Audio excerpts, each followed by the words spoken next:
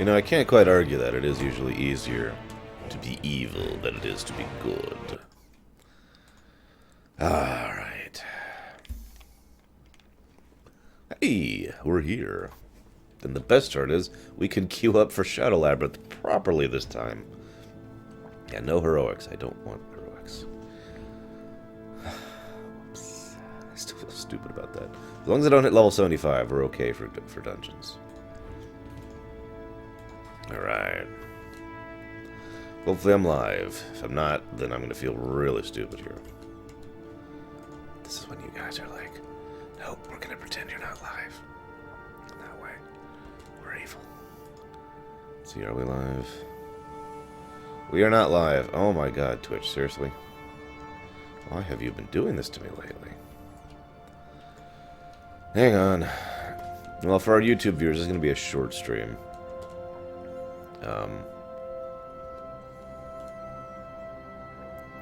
Seriously, what the hell, Twitch?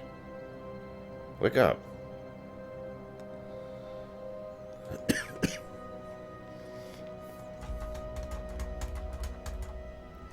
Hang on, YouTube viewers. Come on. You can do it, Twitch. I have faith in you. Maybe I shouldn't. Oh, maybe. Maybe. Okay, Twitch has finally decided to wake up. God damn. Just having to start and stop and start and stop all over again. Good lord, that's stupid. I imagine if I was a partner, this wouldn't be an issue. Whatever. So, Nessingwary then. Oh, and of course now we can actually do the stuff. I guess I'm not going to repeat myself. So these are the Nessingwary people. I really want you to notice this guy right here. I know you're thinking, well, why is he irrelevant? Why is he relevant? His name is Harold Lane. He will be significant later, trust me. Hey, Rory. I haven't quite decided how the local guards are going to deal with you yet. So that's why there's a bit of pause. So, this is Hemet Nessingwary. He's a dwarf, and he's got these little goggles, and he's got a big blunderbuss. And that's pretty much his characterization. No, I am exaggerating. So, we'll talk a bit about him after we do his quest. Why don't we pick up these quests first? Hello! Hemet Nessingwary, what are you doing here in Outland?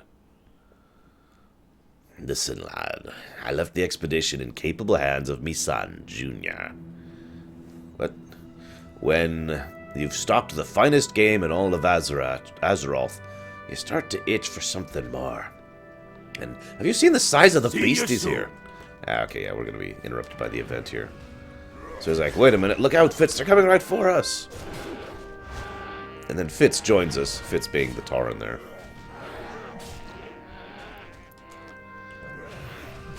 Harold Lane over there is like, hey, wait, what's going on? Well met. Well, congrats, Nicholas. Okay, so, have you seen the size of the beasties here? I'm here hunting for the most dangerous prey you'll ever lay your eyes on. I mean to bag myself Tusker and take her heart as a trophy. Be good. What can I do for you? I suppose we'll have to look for a replacement, Waterboy. Say, you look like a powerful Death Knight. Interested in a job? Or did you come for the hunt? Keep your feet on the ground.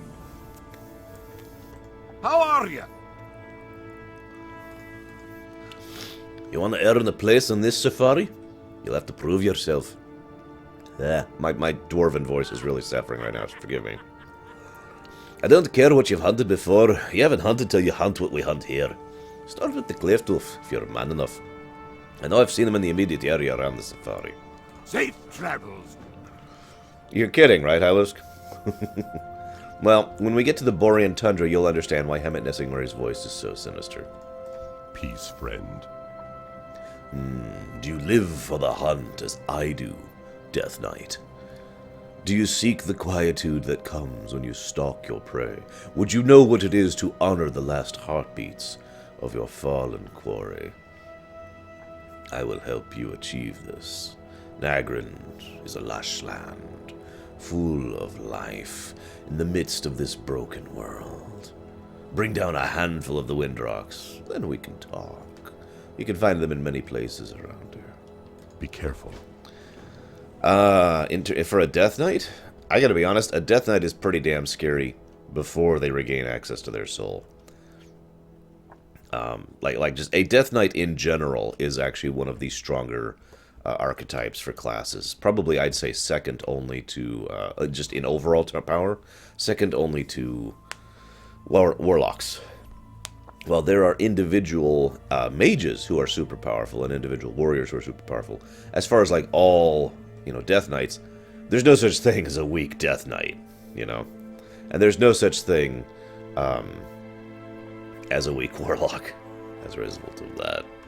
So let's go talk to Harold Lane. I really do hope you remember this guy, because he'll be showing up back in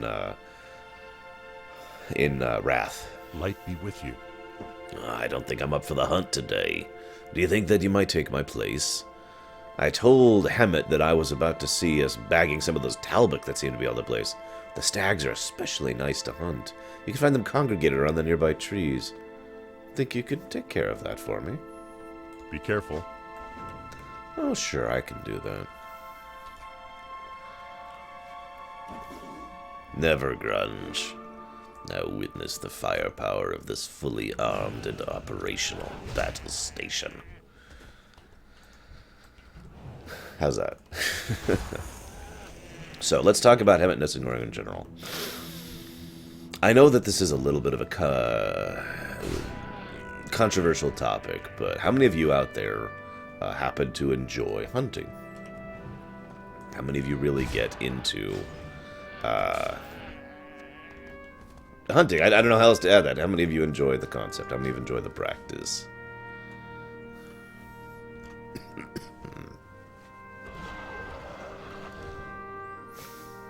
This fully armed and operational Death Knight.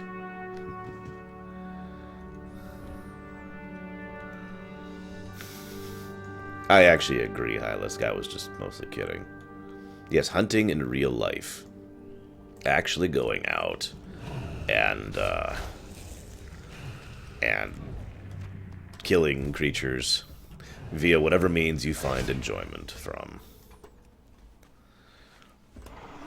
I mean, I know some people who get those really expensive artificial bird's nests and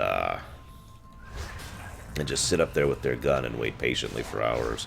I know some people who do it with automated materials, who only do it, who basically never actually go out and hunt, if you know what I mean. If I could be blunt in my opinion on the matter. They just let the automated turrets hunt for them. And then, of course, I have myself been hunting. It's been many, many years. But, going out and slowly stalking your way through an area trying to find a given deer, watching the movement of the branches and trying to figure out where it's been, tracking its tracking its footprints, that kind of a thing. But I kind of mentioned that this because that's really what Hammett Nessingwar is all about. Hunting. He finds tremendous enjoyment in hunting.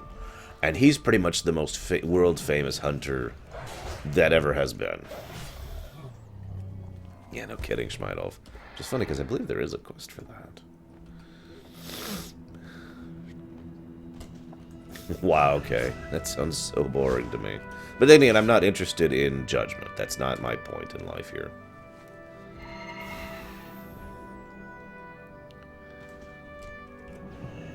Now, fun fact, the gentleman I went hunting with was actually my grandfather.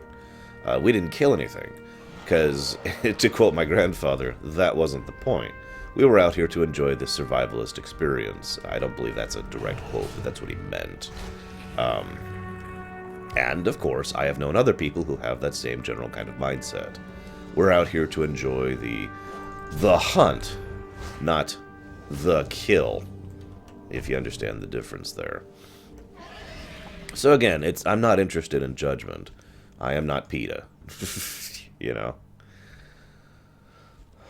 But Hemming Nessingwary, he very much enjoys both the hunt and the trophy, specifically. Not so much about the kill. I would personally argue that Hemet is not a particularly evil person. He has no problem killing if it comes down to it. But he is... You hunt them down, find them, and don't shoot them. It's very simple, Kay. It's pretty easy, actually. He loves his trophies, and he loves the actual experience of going out and hunting them. That's damn right, Reach, and I'm proud of it. Nom, nom, nom, nom.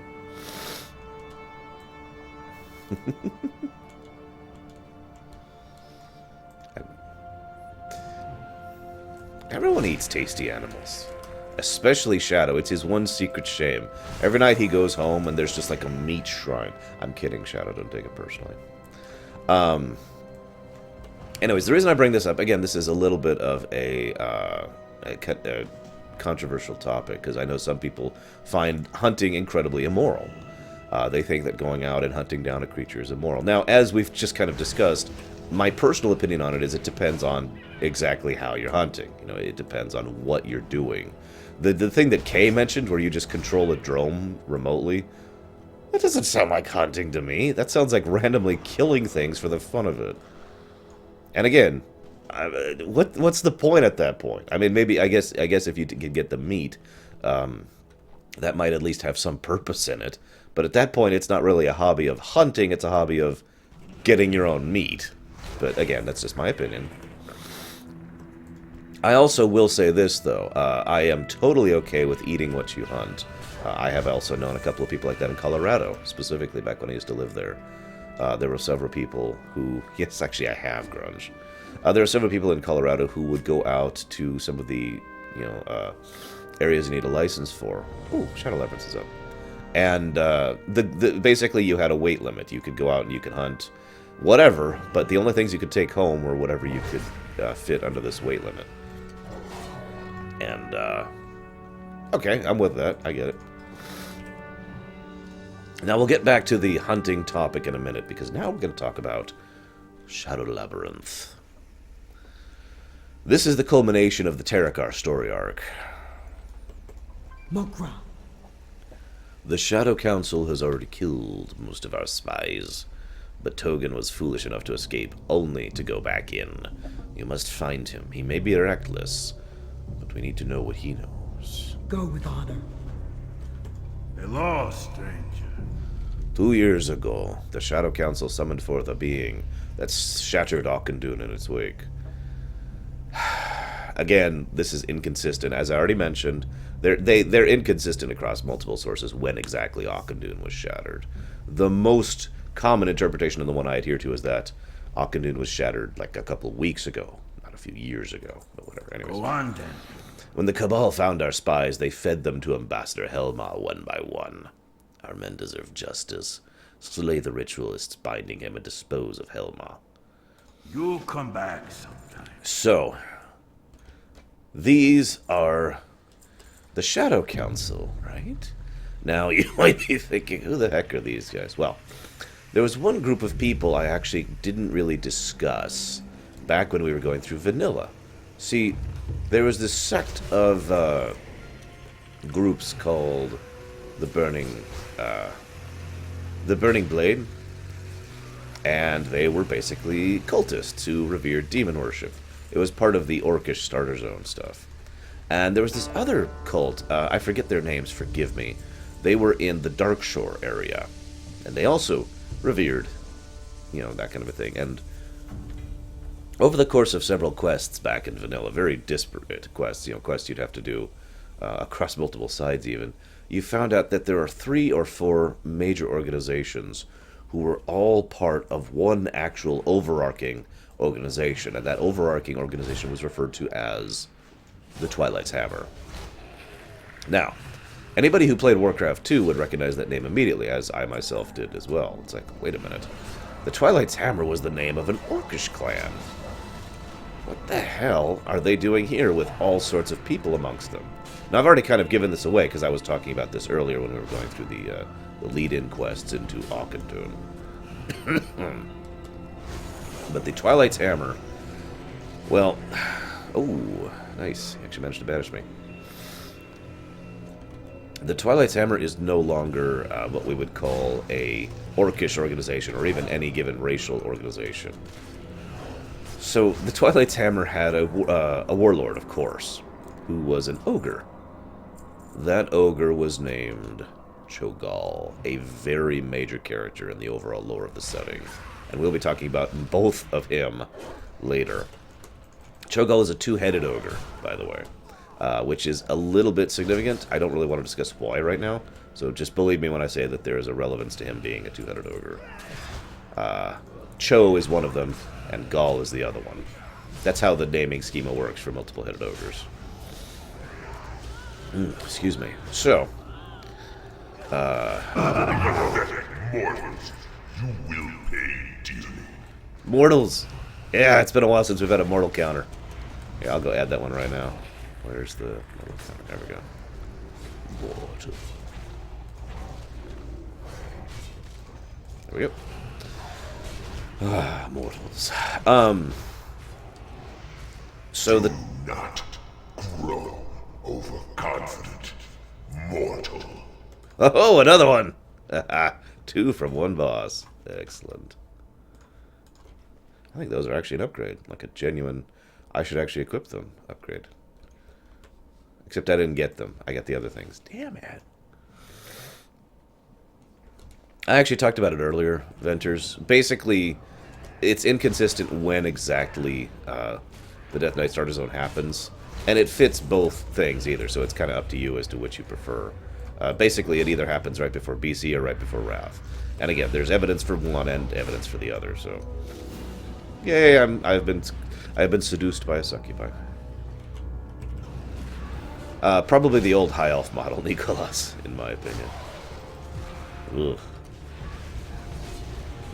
Excuse me. So the Twilight's Hammer knew that one of the best possible things they could do is infiltrate the Outland, right? Because the moment the portal opened, tons and tons of people streamed through, and they knew that if they could get out here, there was tons of resources for them to tap, where they could do so basically with impunity. For those of you not aware, the Twilight's Hammer's primary strength back on Azeroth is the fact that they're constantly operating from the shadows. So they have to pretty much all the time be on their best guard, trying to hide what they're doing from the actual forces of the Horde and the Alliance. You'll be sorry! Also, this is one of my favorite bosses from back in the day. Time for fun! I can't do the voice right now, sorry. So they came out here like, yes, we can finally just openly operate and take whatever we want. Time for fun! Time for fun! He just turns everyone into basically hostile to everyone characters. Sometimes he does fun stuff with them, sometimes he doesn't. His AI is set to make you use long-term cooldowns as a priority. This used to kill so many things. Too many groups, I mean. There we go. Ah! There's a reason this guy's name is the Inciter. Oh, I'm forever from the Well, he's dead.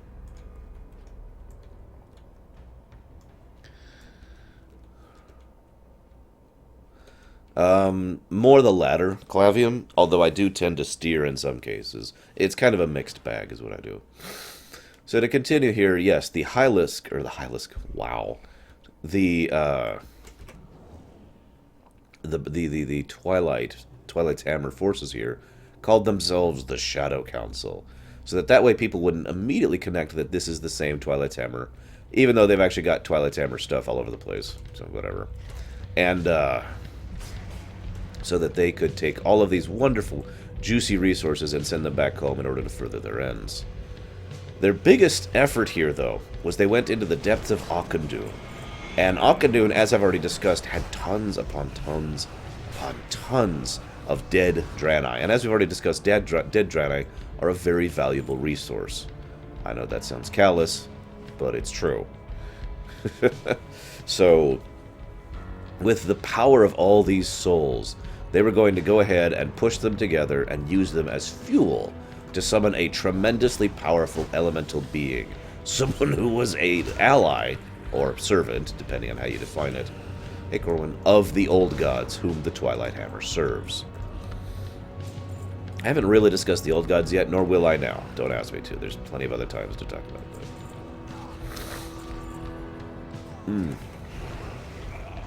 Wait, which Hylisk? What are we talking about? What'd I screw up on? I mean, admittedly, I'm pretty out of it right now, so I might have just made a mistake. Oh, hey. A worthy sacrifice. Come to my aid! Heed your master now! God, this fight on Heroic. Holy crap. No, Nothrazim, but thank you for asking. No, don't drag him to the... Okay, sure. That's one way to do this fight.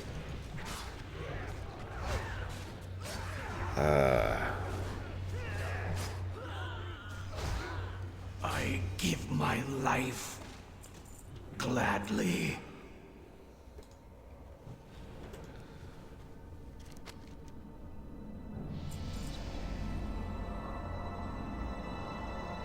I know at least some of these are those Hylisk, but not all of them, no. Or at least I really shouldn't say it like that, but whatever. The Shadow Council has lost control of the cosmic being that they summoned here. Known only as Murmur, it threatens to overrun and break into the outside world.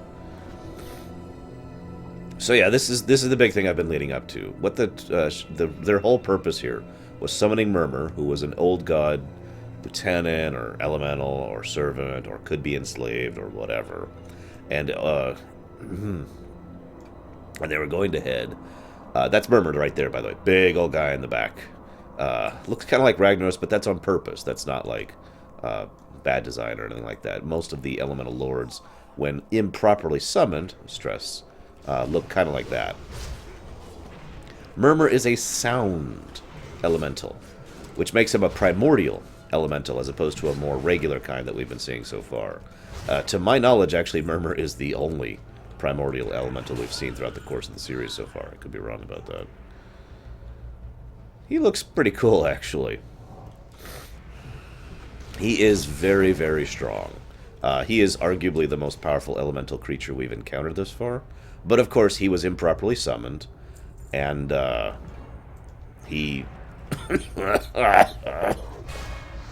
improperly summoned. And he's been bound to this whole time. So he is at, like, a minuscule fraction of his power right now. And we're trying to defeat him and banish him back to his plane before he can screw things up worse.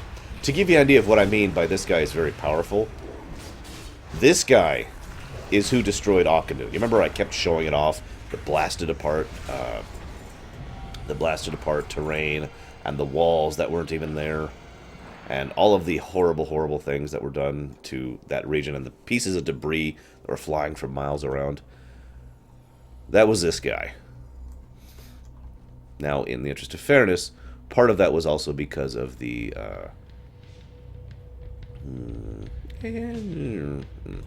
part of that was also because of the improper summoning of him. Similar to how Ragnaros being improperly summoned screwed up the Red Ridge Mountains.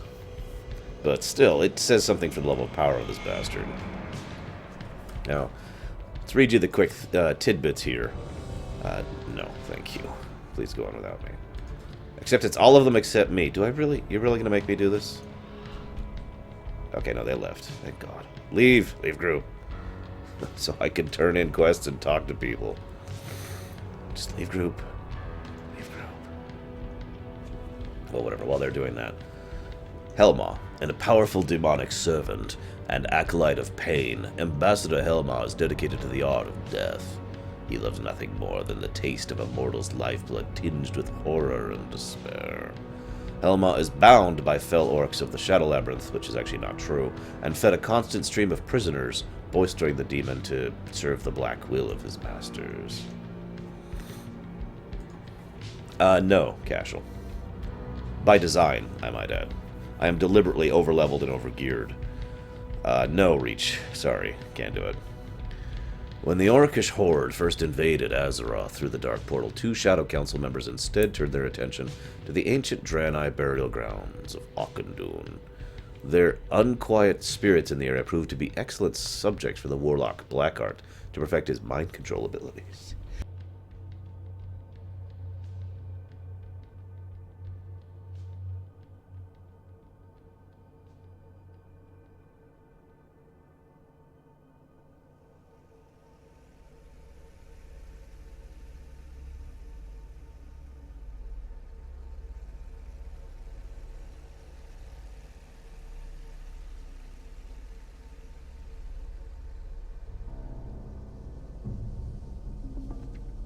Grandmaster Vorpal, which is the orc we just fought. In the early days of the Horde, Grandmaster Vorpal convinced the orc warlock Gul'dan to allow him to investigate the mysteries of Auchindoun, secretly desiring to harness the energy of the frighteningly powerful cosmic essences that permeated the area. And then, of course, there's Murmur. They oversell this one. In the beginning, so far away, such phrases cannot begin to describe this elemental's origin. Its existence heralds pure destruction. Worlds shatter, and the pieces shatter at its whims. Only the truly mad would think to summon it. Perhaps there is yet time to banish Murmur before it fully enters Outland. He's strong, but he's not world-destroyingly strong. So this is the Codex of Blood. If you open it... Long ago, in a dimension of the cosmos unfathomable to mortal minds, there was born, if such a term can be used, a being of such unbelievable power its very entrance into existence shattered all reality around it. Known only as Murmur, it was the essence of sound, and to hear it speak was to know death eternal. Existing only for chaos, its slightest whisper meant the destruction of whole worlds, again an exaggeration. Yet still, there were those who would try to worship this mindless being. There were even those more insane who dared to control it. And lo, how the mighty fell trembling at its feet, fearful that it might direct its words upon them. But still did these charlatans, these worshipping pretenders to a non-existent religion, veil against the inevitable in a vain attempt to control their god. Uncaring and most likely not even noticing them, Murmur yawned, and they knew oblivion. Yet one somehow managed to survive, and in his insanity found a way to bring Murmur into the world. A mortal possessed of arcane and dark knowledge that none could surpass, he devised a method to enhance the summoning through the capture and use of souls untold. I already mentioned this. Whole civilizations were brought to extinction through his soul devices to fuel the ritual through which he and his conspirators would bring Murmur into their world. And summon forth Murmur they did. Powerful magics of containment and silencing were employed, held together by a constant supply of souls being fed into them. Yet they could not control the beast, could not bend it to their will. These mortals began to devise different strategies, and one after the other they all failed. And in so doing, they weakened the rituals, accidentally giving Murmur the slightest modicum of freedom. It was all he needed. Only this book survived the cataclysm that destroyed their world. Those proud and foolish men who sought to control a cosmic being of untold power. Would you, the possessor of this codex, do the same? Have you devised a foolproof method to summon forth Murmur, or any of the other entities cautiously whispered of in these unhallowed pages? We shall see. Also, that was 3 mortals for the counter, and those count. So, I'm going to add them there.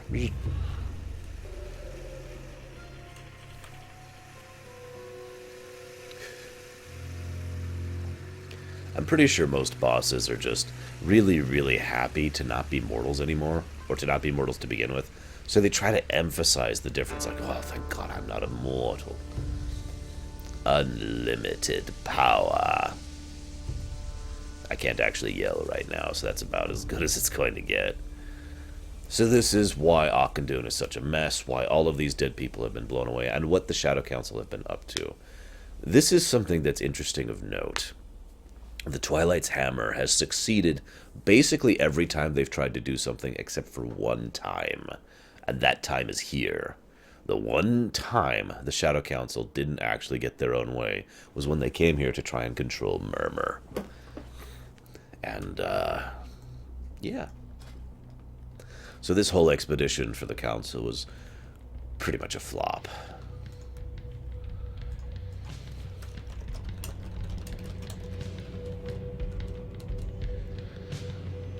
Also, hi, G-Juice.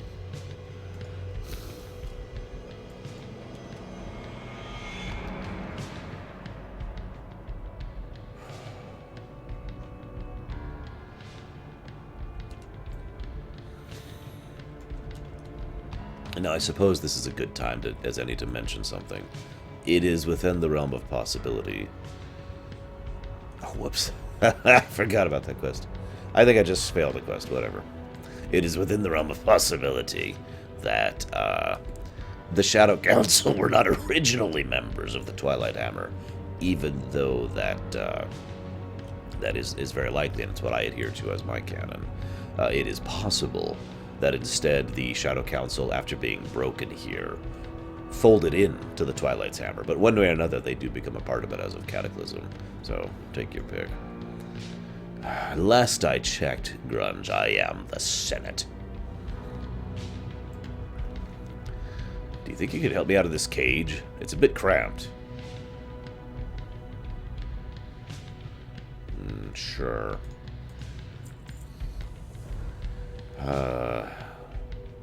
They've been torturing me, trying to get me to tell them everything I know. They fed the others to Helmon. I was to be next, but I told them nothing. They're using special devices to make their summoning more powerful. You must steal these. Which I then go do and get my reward. I don't really need the exp or the gear, so I'm not going to actually bother doing that step.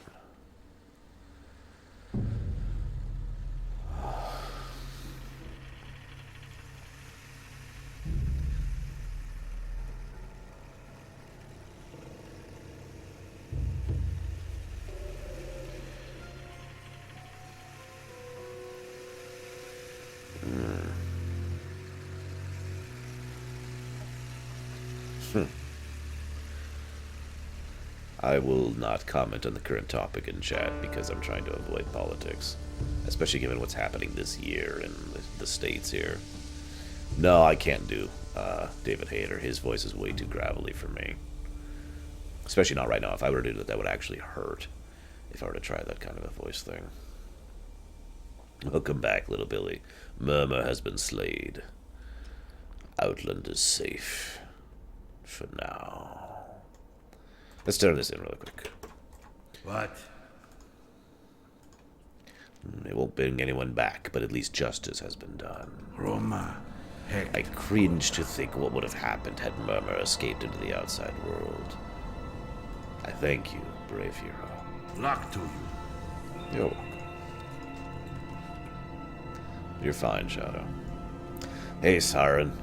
Welcome to my stream. I'm sorry I sound like crap right now. I am recovering and still kind of being sick. But, hopefully you'll still find it enjoyable. I'm only going to be streaming a little bit today because it's late and I'm already kind of feeling terrible. But I wanted to get at least a little bit more streaming in. So I mentioned the hunting thing. So, Nessingwary was originally in Stranglethorn Vale. And as and you were to do a number of quests for him, including fighting Bagthra or whatever the heck her name is. And nowadays his son is the one giving those quests. He also gave some of the worst quests in Stratholme, like that freaking goddamn what's the name of the book? I can't think of it now. Shadows over Stranglethorn or something like that. Veil over Stranglethorn. That freaking book you had to go get the different pages from, and I hated it. Oh my god. Ugh, yeah. It was terrible. we actually used to... oh, you mean this one? I actually have 5 of these total. A sapphire, an emerald, a ruby, a topaz, and of course the onyx one. So those are the ones I have there. They're from jewel crafting in Pandaria, consequently.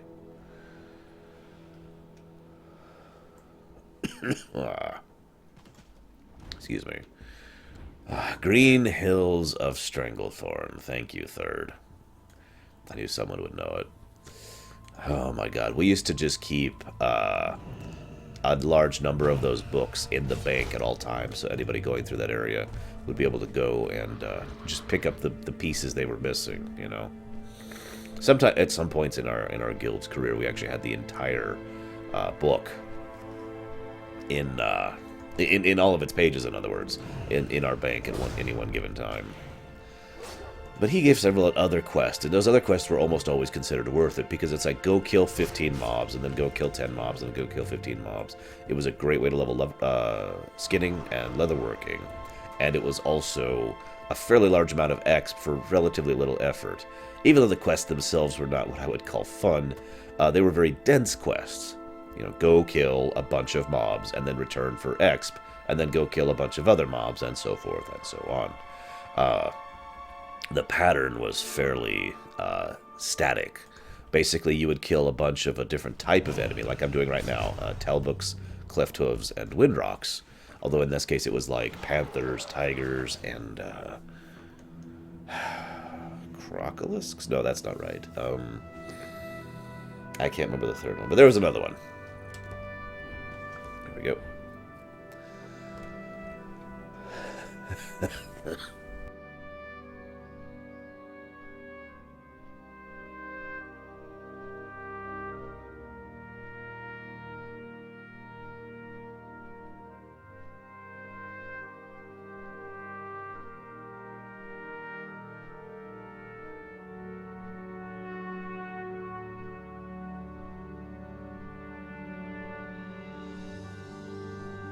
No, the other one was raptors. That was the third race that we were hunting. So it's the same general idea. What's on your mind? Here, that's what we're doing. These 3 people, including Hammett himself, are asking us to kill Talbuk, Clefthoof, and Windrock. And then the next quest will be to kill Stronger, Clefthoof, Talbuk, and Windrock, and so forth and so on, until we get to like one big named of each of these races. And then once you finish all of the big names, you go after the biggest game of the entire zone, which was the tiger I mentioned in Stranglethorn Vale. And it's a elephant. Elk, actually, here in Outland, which I find funny. Greetings. It's a good tale of how you bagged all those stags. But, what? No, go away. But I think you can do better if you've got something else in mind for you. This damned Scratch is getting the worst of me, it would seem. So you up for filling up for me again? This time you're going to bag yourself some thorn grazers. They're tougher, wilier than the stag, so keep your wits about you. Look for them unsheltered under the trees in the middle of Nagrand. Light bless you. Okay. Great to meet you. Fair start, but that's just the beginning. The lesser cliff have proved nothing. Let's move you up to a bigger challenge. You've proved to me you can find and take down the regular Clefthoof, but far more dangerous, the Clefthoof bulls. Bag yourself 12 of those, and then you... and then you can talk to me of your hunting prowess. Just look for them around the middle region of Nagrand. See you soon. And of course What this brings one. you here? Every day is a gift. Make the most of it. For tomorrow we shall stride swifter over the plains than today. We will spread our arms further and strain to achieve that, which tonight we can only dream of, though it may ever elude us.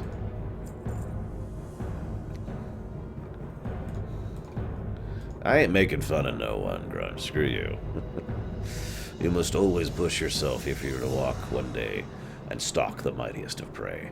While you are not yet ready, I will point you in the right direction. There's another breed of Windrock, even deadlier. Ancestors watch over you.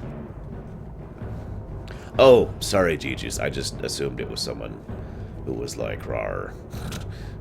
I didn't realize it was you.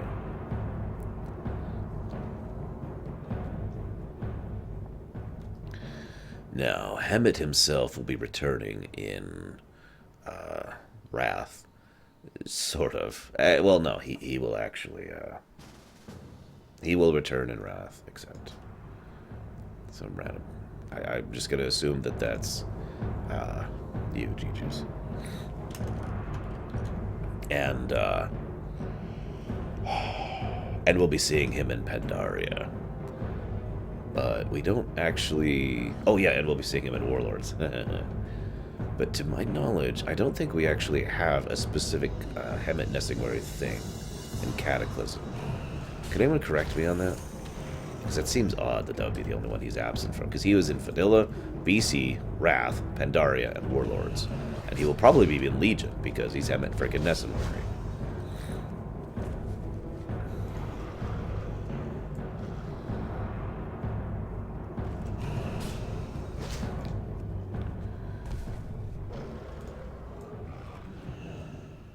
Obviously, by the way, some parallels between Hemet and a certain real-life author who I actually despise. But there are some deliberate parallels there between the two. Especially the fact that he pretty much only cares about going out hunting and getting his trophies. He, well, could Hemet Nesingwari become a demon hunter? I'm gonna lean towards no. Because, yeah. It's kind of hard to get the training for that as a dwarf who kills animals for a living. It's not even a living, actually. He's just independently wealthy. No, what happens, Grunge, is any time that you do the caps thing, Nightbot just puts you into temporary timeout, which mutes all of your previous messages, whatever it is they were, regardless if they were offending or not. Honestly, Screenburn, my goal is for this Lorerun to last about a month and a half to 2 months. I am a little bit behind in that. It's one of the reasons I really wanted to stream today, despite being so sick. But yeah, WoW has a ridiculous amount of lore, and it's kind of been slow going at the moment because we're going through BC, and BC is slow, I think is probably the nicest way I could say that. Don't get me wrong, I enjoy BC, and I enjoy BC way more than I did Vanilla. But, yeah, this is easily going to be the slowest and most sloggy section of the entire lore run is going through Outland. Once we're past this, I expect the pace will improve significantly. No, Grunge, why would you think you insulted me? I don't understand your statements, dude. You typed in caps, and Nightbot was like, that's all that happened. I wasn't even a part of that, dude. I'm just sitting here playing the games.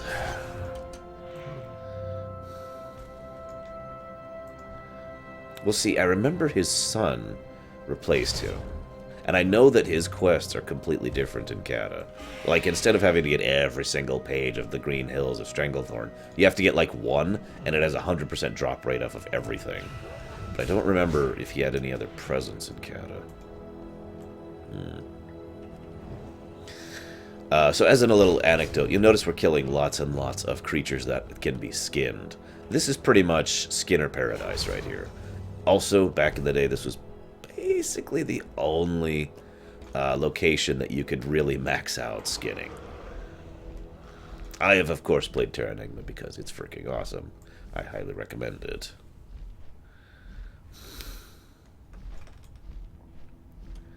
What? Oh, right, the Consortium. So, fun fact, guys. I have spoiled another chunk of Legion for myself. I didn't mean to. I didn't want to. But I was looking up something regarding something. I'm going to be super vague here. And it was like, and then this thing will come back in Legion. And I'm like, oh, really? So now I know something about Legion. I will ask you guys later if you want me to spoil that little tidbit about Legion. Thanks, Crunch. It's really hard for me to do. It's got a little bit of a thing to it, which is not natural for me at all. Oh, that doesn't count, Schmeidolf. I know that quest. That quest can summon randomly like a bajillion different people from across the entirety of WoW up to that point in time. Like I said, guys, I've been getting more and more tempted to just flat out spoil Legion for myself, because it's getting harder and harder to talk about the lore of this game without discussing it and without knowing what's going to happen. We do not have a release date for Legion at the moment. We do know that it's going to come out by September. However, even that, I would say, is not 100% guaranteed. I would not put money the saying to that.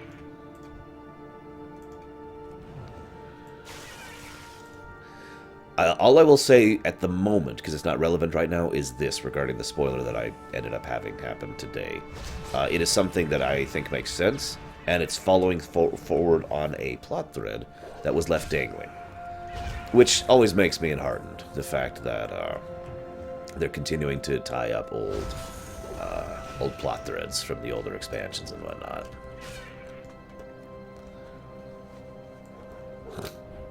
Well, I will take that as a compliment.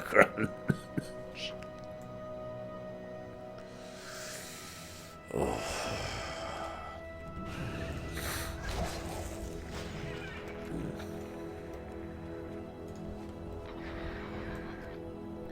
Of course, not all of Legion is actually out at the moment, so it's not like I could actually spoil everything for myself. Even if I wanted to. Alright. Yeah, wow. World of plot threads. So true. So now that I've brought up hunting and the morality and ethics of it, and now that I have brought up, you know, your thoughts on hunting and some thoughts about Hemet himself, I leave with you guys a simple question. Do you think Hemet Nessingwary is a bad person? Yes or no? I probably have a great broken voice right now. What you need, stranger? Thank you, Xylem. Gorky's been sent to live away among the Night Elves in Blade's Edge. Hopefully they'll be able to keep him out of trouble. No comment. So long. Oh, congrats, Corwin. I wouldn't be too public about saying that, but congrats. I mean, I don't condone that.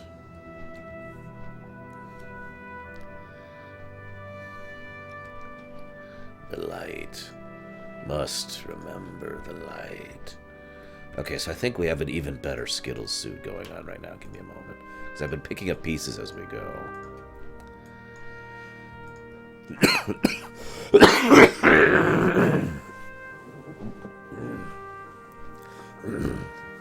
Sorry. Didn't mute myself in time. Okay. And then, or is it this one? No, it's definitely this one. Actually, that one kind of looks better. And then we just need these things. Perfect. What do you think of our new Skittles suit? Oh, hang on. And the cloak. And the cloak. There we go.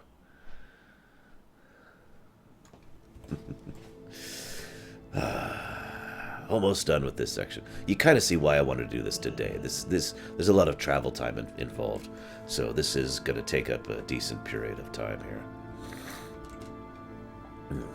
I mean, hell, we've been streaming for like 50 minutes. King's honor, friend. I like how this character is coughing in character, by the way.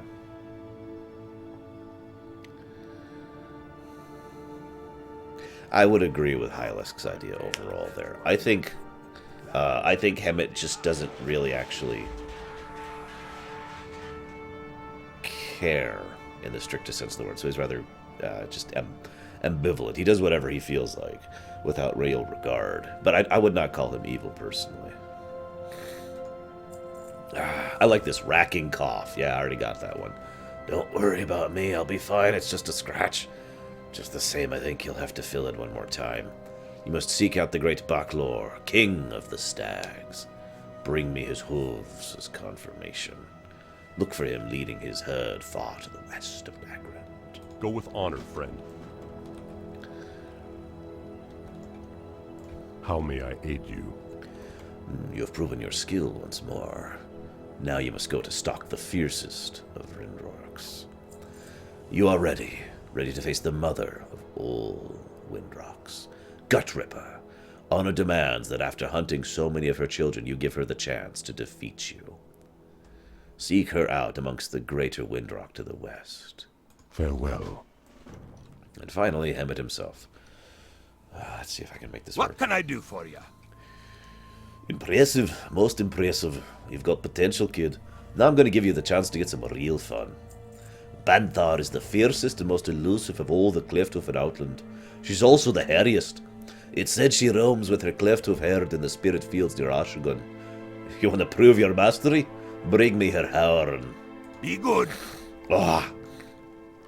By the way, there's some evidence that Harold Lane here is actually faking it. That he isn't actually that injured. He's just, oh god, I'm so hurt. Guys, I'm sorry, I can't go hunting. Be quick about your You're gonna have to business. go hunting without me. Oh, man.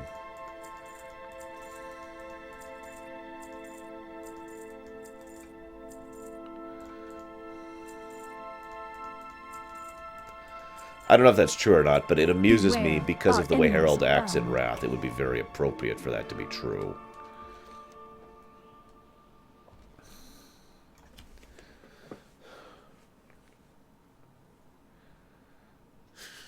My acting skills are no more. You, like your father, are now mine. Or wait, oh, I actually barely remember Brave. Sorry, Grunge. I didn't get into the movie that much. I mean, it wasn't bad. It's just I barely remember it. I should probably not PvP here. There we go. So what Hylisk says is something that I think deserves to be brought up. Hylisk, or Hemet, doesn't go out of his way to just kill helpless, defenseless animals. In fact, he does kind of the opposite of that. He goes after the biggest, strongest, most terrifying creatures he can. That's kind of the point for him. He's interested in the hunt. And of course he wants those trophies, but I've already mentioned that. So he's interested in the hunt. He wants to have a big, massive, doomy, I want these massive creatures to fight. So it's not like he's going off and just randomly killing puppies or children, or he doesn't even kill babies of the particular races that he or the animals that he goes after. Wait, what happened? Oh, right, got it.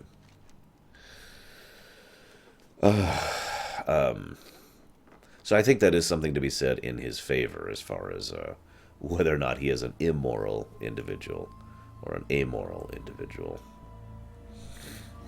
Now I gotta look for Merkblood.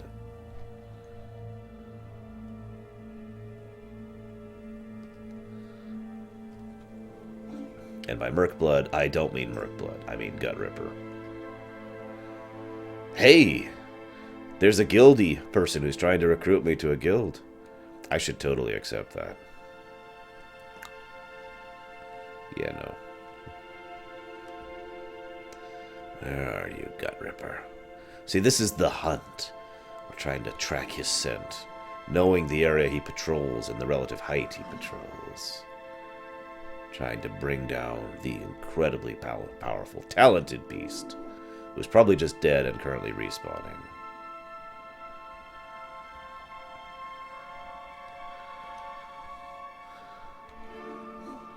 Well, that is part of my point, Rory. Oh, there she is. Hello. Fwah! Got the tag. I am the greatest. Sorry. Good night, Screenburn. See you around. Alright, now we gotta find Bachlor. This is the one that used to kill me. So all of these are actually used to be elites. And then the one after that was a 5-man elite. So these ones you could kill with 2 people if you knew what you were doing. Or 1 person if you were really good, or high level, or geared. But this one was actually pretty rough.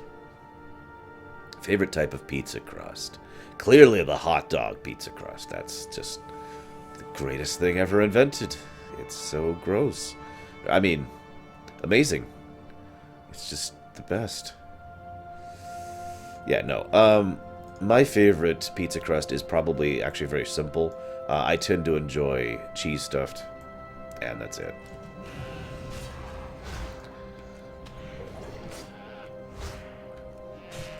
Yeah, back in the day, mob's leash radius was a lot shorter. Or not shorter, longer. And a lot easier to reset. I suppose I should explain what that means. So, like let's say I aggro this Elec. And then I don't do anything else, I just run away. It's chasing after me. After it reaches a certain distance, it will just reset. It'll evade out and go back, and its health will reset as if it never fought me. That is the leash radius. That's why it's called that, the leash, so it'll go back to where it started. Oh my god, that's so gross, Reach. Back in the day, you could go ahead and be like, tag, and then run, and then tag, and then run. And each time you re-tagged it, you refreshed the leash radius. You refreshed where it would follow you through. Now, somewhere around Wrath, I want to say, they changed the code of how that works. So you could still do that, but it was much, much more difficult. Because you had to, like, tag, tag, tag, tag, tag, tag, tag. Pretty much constantly be re-tagging this thing in order to keep it aggro to you and not let it reset. In more recent stuff, they have something called a hard leash cap. That's not true for every enemy, but a lot of enemies will literally, no matter what you're doing, even if you're actively fighting it, if you get a certain distance away, it just resets. There's nothing you can do about it. There's nothing to reset the leash radius.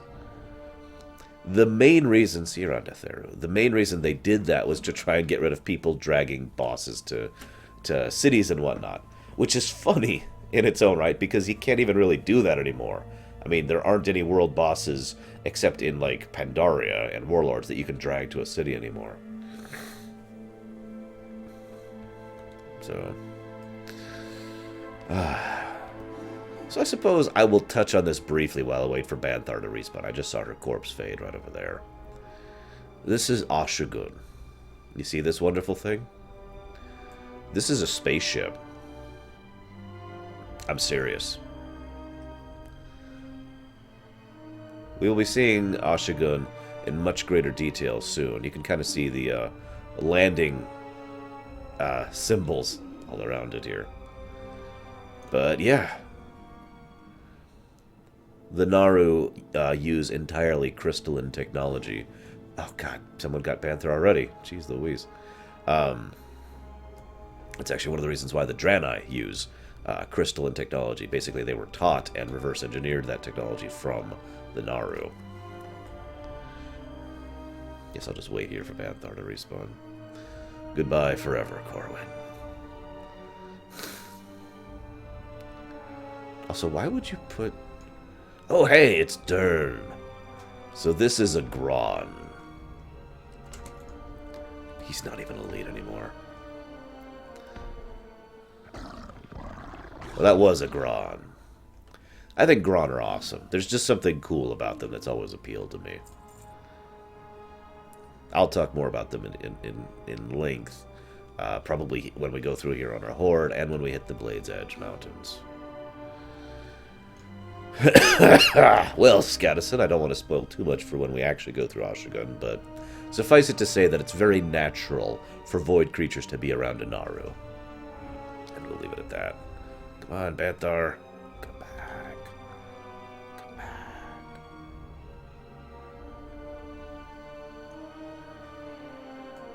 It should spawn, like, right around here-ish. Oh, no, that's not him. Or her, excuse me, that's not her.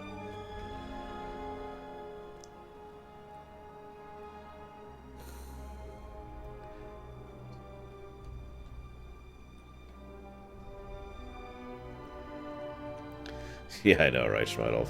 I was going to just follow it around and let you watch it stomp around for a bit. I should say him. The Gron are sentient and sapient. Not it, as if it's an animal or a beast or something like that. Guys, if it makes you feel any better, I'm going to have some very spicy meat soon in order to help me feel better. See you around, Infernal. Okay, for God's sake, spawn so I can finish this quest, so I can wrap this up. Oh my god. Of course I would, Nicolas. The more accessibility we have, the better. At this day and age, I'm starting to get to the point where the entire concept of exclusives is starting to get outdated. There's still some purpose in it, don't mistake me, but at this day and age, it's making a lot less sense than it used to, you know what I mean? This is ridiculous. 2 other people frickin' killed him while I've been hanging out here. This is...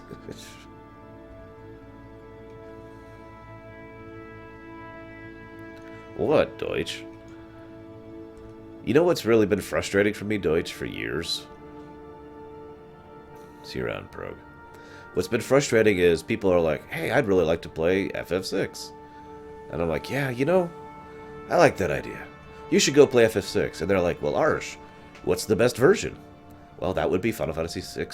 There's Tuskar. Final Fantasy VI on the GBA. And they're like, well, I don't have a GBA. And it's like ridiculously expensive because they only had 1 print run. So they didn't have proper access to actually play the game legally. It's like, okay. And that's just one example of that. I mean, that has been a thing for a significant period of time. For a lot of different games. Oh, I can't wait. I got one for you. How many times have people told me, hey, Arsh, you should play insert Xbox game here? And my response is, I don't have an Xbox. Oh, there she is. Quick. Go faster. Go faster. Yeah, die. Okay. Okay, we got the tag. We're good.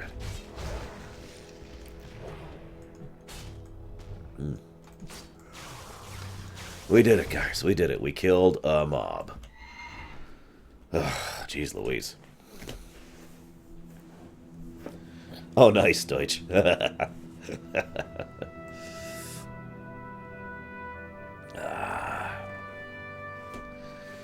But yeah, I agree with both Reach and Scottis. Once Upon a Time exclusives made a lot of sense. Because the way it worked was our console, you know, the SNES was fundamentally different from the Genesis, right?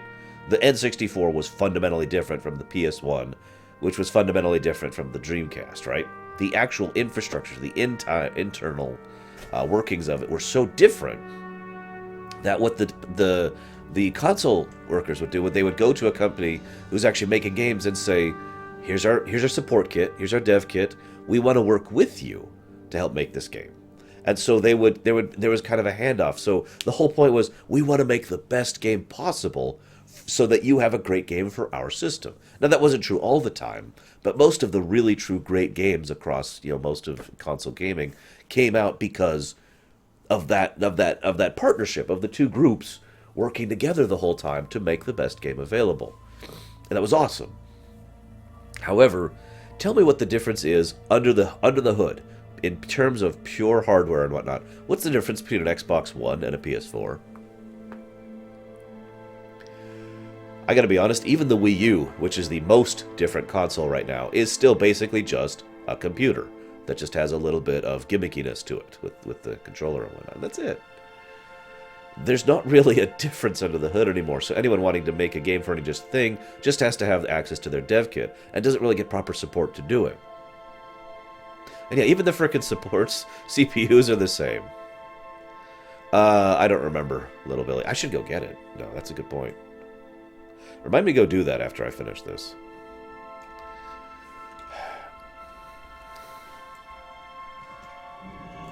But that's my point. Overall, the differences between them have faded to the point where it doesn't actually matter. Any given game could be ported easily between PS4 and Xbone, and even Wii U at this point in time. Blue Dragon. That sounds familiar, Nicolaj. You're going to have to help me out here. And of course, and again, I don't want to pull in any PC Master Race garbage into this, but a PS4 and an Xbone is basically just a small PC at this point. Hell, that's been true since the PS3, actually. So that's not exactly something that's new. And Sony has gone way out of its way to try and lock down its software, basically, just so that you have to use Sony stuff to try and artificially separate it from the PCs that it basically really is. And just... Anyways, I'll talk about that more. Need help? Let's turn this in. Harold looks up at you weakly and gives you a smile. Yes, I have the hoof. For the Alliance. So you remember, hey Sassy, I apologize because I'm about to stop streaming, but I hope you'll be here tomorrow when we go through Nagrand proper. So, What can I do for you? Harold this whole time has been hack, hack, cough, cough, cough, hack, cough. Oh, man, I'm so weak. Do you have the hoof? The moment you turn in the hoof, he says, with no coughing, wow, you did it. That's really Backlor's hoof. I'm starting to feel much better, it would seem. Let me give you something. Frickin' faker. Okay, that's the one I was thinking of, Nicolas. Yes, I wouldn't mind playing that some year. So we returned the Eye of the Windrock to him, and the eye still looks as if it's alive. Do you think she can still see into your soul? Count yourself as one of the elite safari hunters, and you are another step closer to stalking the ultimate prey of this land, Tusker.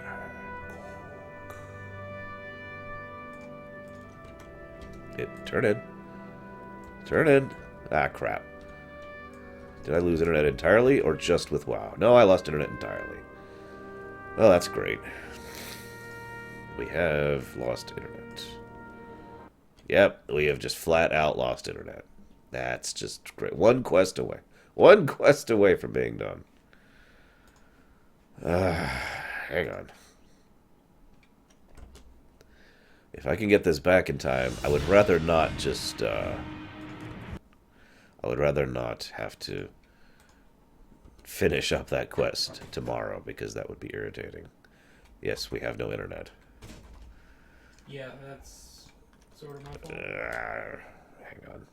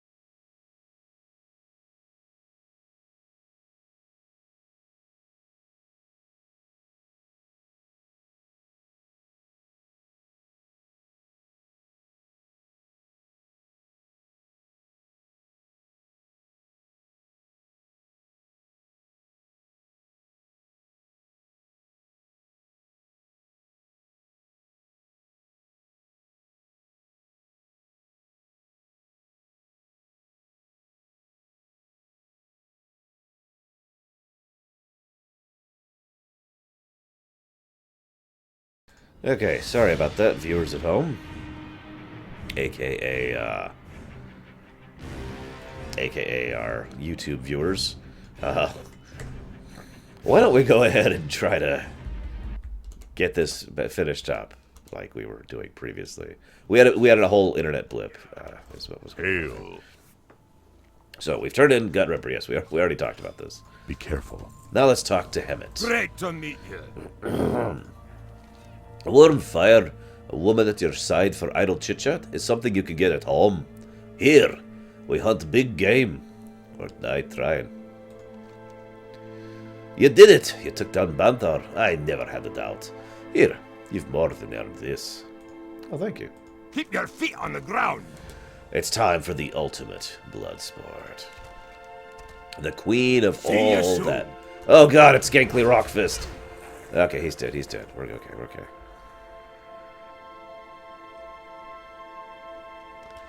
Yeah, so that guy was a Forsaken who, this is funny to me. So he's a Forsaken who was helping them with, you know, their whole going off to gather skins thing, right? So he wanders over here? I forget where exactly, but he wanders over and he rifles through one of the baskets of skins here, right? And as he's rifling through the baskets, he's like, aha, found some skins. And then he comes right over here and he's like, here's the skins. Now give me the reward. And he's like, And then he goes hostile and we have to kill him. I just love the idea that there are hunters who will actually take the poached materials from the camp they're trying to get into and then turn it in like, oh, look, I went and hunted them. That was also Gankly Rottenfist was his name. Just a little anecdote. What can I do for you? So the ultimate blood sport. The queen of all that dwell in Nagrand is known as Tusker. She's a giant elk, the likes of which you'll never see anywhere else. You're right to be fearful of that name.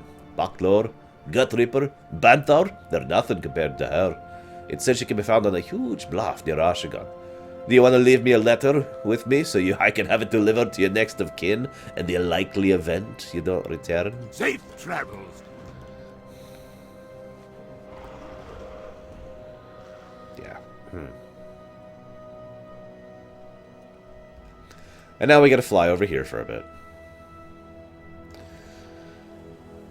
Once again, though, I think this describes in a nutshell why I don't think Hemet Nissigor is actually evil, despite his somewhat callous attitude, and the fact that he's led some other hunters to kind of miss the point.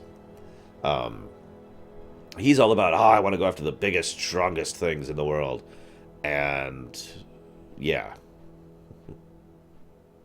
It's true, Grunge. My American accent is fake. I had to learn it back in school. It's one of the reasons my accent changes and morphs around so often.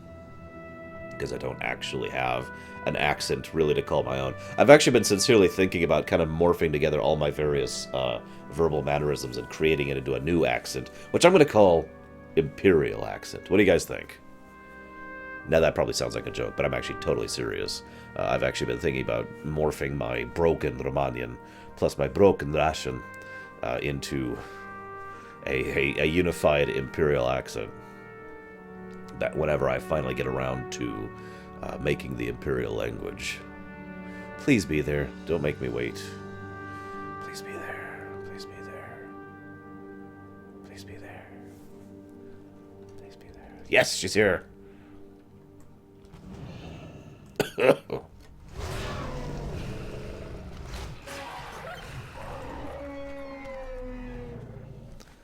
And then we take out her heart. Because what else do you do with a giant Tusker? And it's like this big, too. I love it.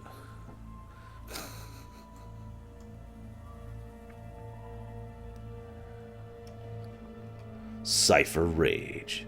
The dumbest named character in the known universe. Seriously, who actually thought that would be a good name? Especially when they were trying to do a serious attempt at a story. No, I can't do Southern at all. You guys have probably heard my Southern accent because I've done it. It's a Southern accent. I gotta put that in quotes. Because, yeah, it's not very Southern. Also, I live in Georgia, sleeping. So, just like another step off there. Yes, Hylisk, they are a completely different type of mob than normal warriors. I actually call them Rernyanas. I'm sure there's a more proper term. I don't know what it is. But they are 100% different than any other mob that's ever been introduced prior to them. It's actually kind of cool.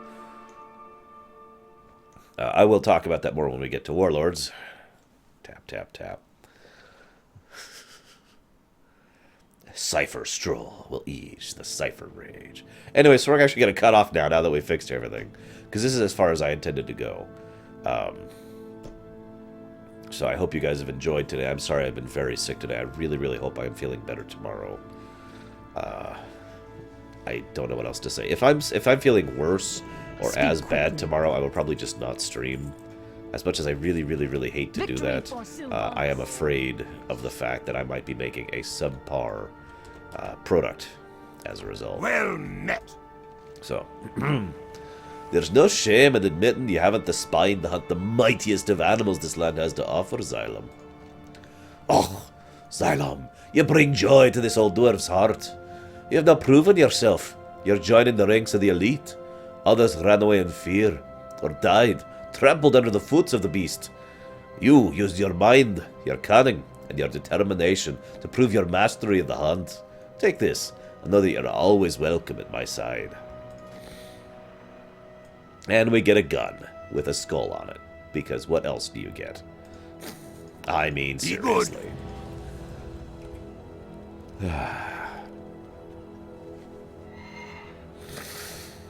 Okay. I will see you guys tomorrow, hopefully.